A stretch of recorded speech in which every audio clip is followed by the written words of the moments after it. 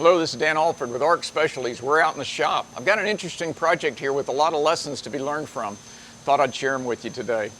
First off, sometimes the parts are simply too big to move to the robot. That's what we have in this case. So you need to move the robot to the part. One of the reasons we're using a collaborative FANUC CRX robot on this job is once we move it to the part, it's difficult to have guarding and protection around it, so the collaborative features of the robot improve the safety of it.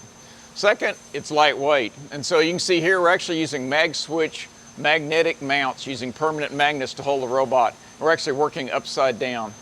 And the third thing I wanted to talk about is how to get around adaptive control. So back in early ages of robotics, you had to fixture the parts very accurately because you couldn't follow the groove. We had no technology in the early 80s for that. And slowly we've improved upon that. Now we have vision and various through-the-arc sensing techniques. But this is a little bit different approach that I like very much. If you have the robot actually cut the part, in this case we're doing it with a Hypertherm plasma system, then if it cuts the part, we know where the groove is and the size of the groove. All the geometric issues are eliminated. And so we have a tool changer on this one, and then we change from plasma cutting to gas metal arc welding.